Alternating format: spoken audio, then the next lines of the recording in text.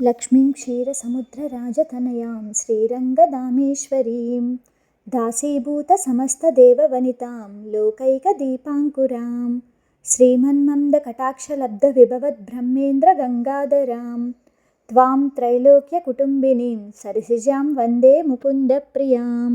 బ్రహ్మ, విష్ణు, మహేశ్వరులు సృష్టి స్థితిలయ కారణమూర్తులు. వారికి తోడుగా కాలచక్ర పరిభ్రమణానికి సహాయ సహకారాలు అందించేవారు త్రిశక్తులైన సరస్వతి, లక్ష్మి మరియు పార్వతీదేవి అని మనందరికీ తెలుసు కదండి. వారు కేవలం భార్యలుగా బాధ్యతలు నిర్వర్తించటమే కాకుండా దుష్ట శిక్షణ, శిష్ట రక్షణ కార్యాలు కూడా నిర్వర్తిస్తూ ఉంటారు. బ్రహ్మకు మరియు పరమేశ్వరునికి ఎటువంటి అవతారాలు లేవు. వారు ఆది నుంచి అంతం వరకు తమ తమ కర్తవ్య నిర్వహణ చేస్తూనే ఉంటారు.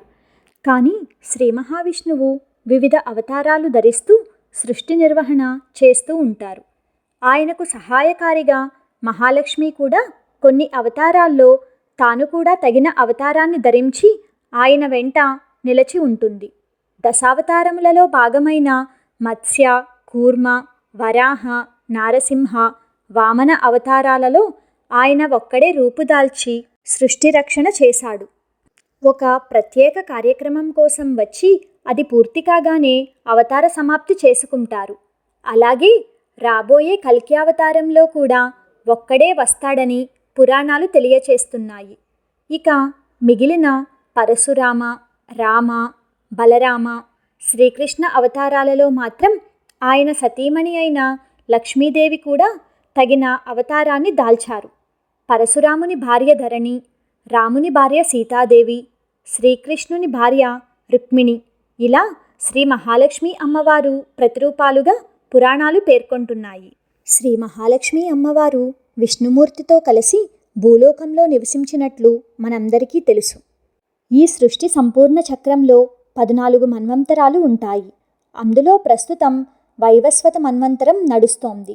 ఒక్కొక్క మన్వంతరంలో శ్రీ మహాలక్ష్మి ఒక్కో విధంగా అగ్ని నుండి, జలం నుండి, బిల్వవృక్షం నుండి, భూమి నుండి అవతారం దాల్చుతూనే ఉన్నారు.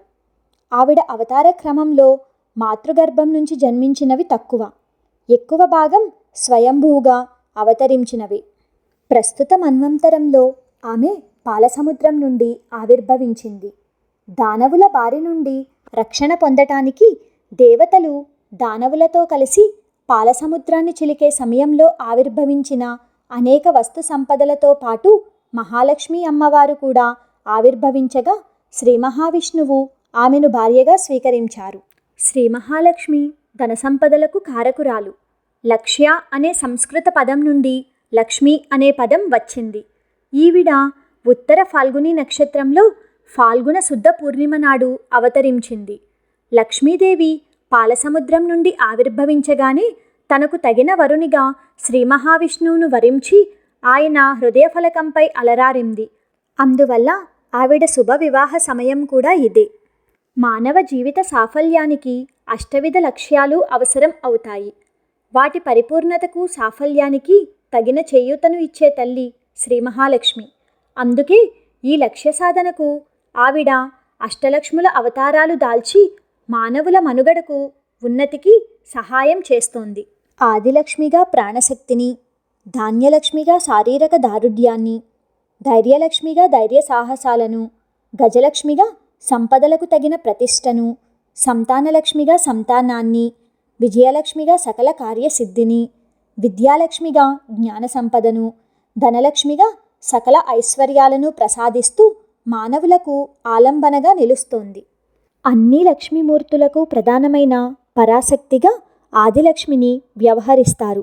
సర్వవ్యాపిని, సర్వైశ్వర్య స్వరూపిణిగా ఈ తల్లి సాక్షాత్కరిస్తుంది. చక్కని హస్తాలు, ఉత్తమ సాముద్రిక లక్షణాలు, సర్వాభరణాలు, పద్మముతో కూడిన అభయముద్ర, వరదముద్ర, ఈ 8 మంగళకర చిహ్నములతో కూడినది ఆదిలక్ష్మి అమ్మవారు. ధాన్యలక్ష్మి అమ్మవారు సమస్త సస్యప్రదాయిని. సమస్త భూతకోటికి ఆధారం అన్నం. ఆ అన్నాన్ని అధిష్ఠించిన దేవత ధాన్యలక్ష్మి అమ్మవారు. ఈ తల్లి పోషణ లేనిదే జీవజాలం లేదు. స్వాహ స్వదా రూపిణిగా దేవతలకు, పితృదేవతలకు సైతం అన్నాన్ని అందిస్తున్నది ఈ తల్లే. సమస్య సస్య, అరణ్య, నదీనదాలు ఈ తల్లి రూపాలే. అభయ వరద ముద్రలతో 2 తామర పువ్వులు, గద, చెరకుగడ, సస్యం, అరటిగలను చేతులతో ధరించి దర్శనమిస్తుంది ధాన్యలక్ష్మి అమ్మవారు. ధైర్యలక్ష్మి అమ్మవారు సమస్త విజయాలకి, వీరత్వానికి ప్రతీక. ఈ లక్ష్మి కృపలేనిదే ఏ కార్యము సిద్ధించదు. ఏ పనికైనా 4 దశలు ఉంటాయి. సంకల్పం, ఆ పనిని చేసే జ్ఞానం, క్రియ, ఫలం. సంకల్పాన్ని ఫలం దాకా తీసుకువెళ్ళాలి అంటే చివరి వరకు ఉండవలసినది ధైర్యం, అంటే పట్టు సడలకుండా ఉండటం. ముఖ్యంగా ధర్మాచరణకి కావలసినది ఎన్ని ప్రతికూల పరిస్థితులు ఎదురైనా ధర్మనిష్ట చెదరకుండా ఉండే గుణం ధైర్యానికే ఉంది. ఈ గుణానికి అధిష్టాన దేవత ధైర్యలక్ష్మి అమ్మవారు. ధైర్యలక్ష్మి అమ్మవారిని వరలక్ష్మిగా కూడా పూజిస్తారు. గజలక్ష్మి అమ్మవారు ఐశ్వర్యమూర్తి. ముఖ్యంగా గృహ, భవనాదులలో సంపదలను నిలిపే తల్లి. మూలశక్తిగా ఈ తల్లిని అభివర్ణించవచ్చు. కొలనులో ఉండి గజముల చేత అభిషేకించబడుతూ పద్మములు ధరించిన రూపం ఈ అమ్మవారిది. అష్టలక్ష్ములలో అతి ప్రధాన లక్ష్మి. గృహద్వారాలలో, దేవాలయ ద్వారాలలో ఈ గజలక్ష్మి ప్రతిమని ఉంచితే ఆ ఇంటికి, ఆలయానికి క్షేమ సంపదలు లభిస్తాయి అని శాస్త్రం చెబుతోంది. సంతానలక్ష్మి.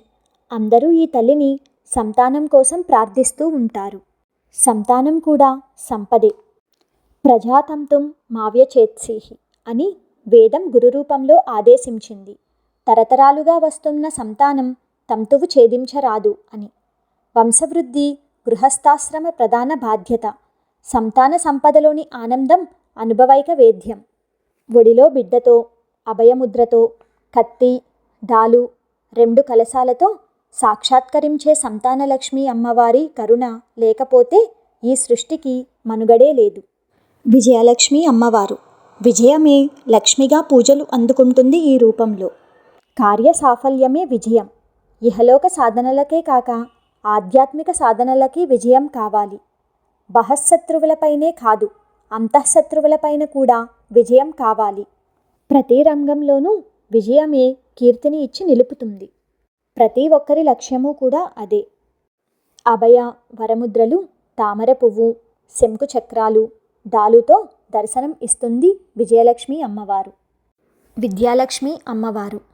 ఈ తల్లిని ఐశ్వర్యలక్ష్మి, చదువుల తల్లి సరస్వతి అని కూడా పిలుస్తారు. బుద్ధి, జ్ఞానం, వేదాది సమస్త విద్యలు అన్నీ ప్రసాదించే శక్తిగా విద్యాలక్ష్మిని కొలుస్తారు. తెల్లని వస్త్రములతో, అభయ వరద ముద్రలతో, మరో 2 చేతులలో పద్మాలతో, వీణతో విద్యాలక్ష్మి అమ్మవారు దర్శనమిస్తారు. ధనలక్ష్మి అమ్మవారు. సద్యోగాలను ఇచ్చే ధనానికి అధిష్టాన దేవత. ధనమూలం ఇదం జగత్ అని నానుడి.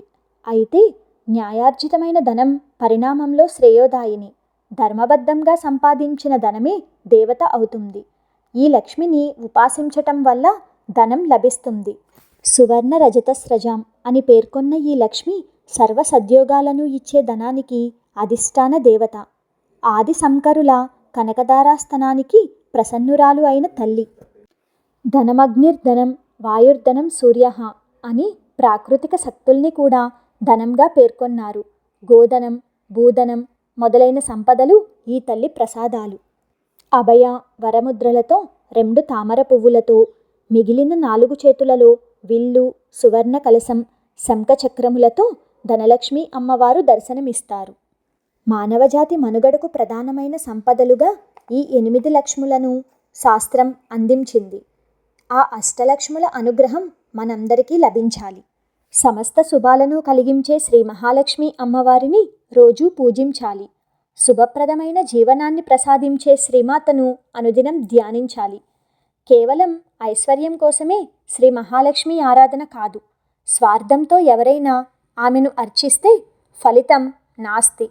తన భక్తులకు ఏమేమి ఇవ్వాలో ఆ తల్లికి బాగా తెలుసు. నిస్వార్థంతో ఆ తల్లిని పూజించిన వారికి బాధలన్నీ పోగొట్టి వారి జీవితాన్ని ఆనందమయం చేస్తుంది.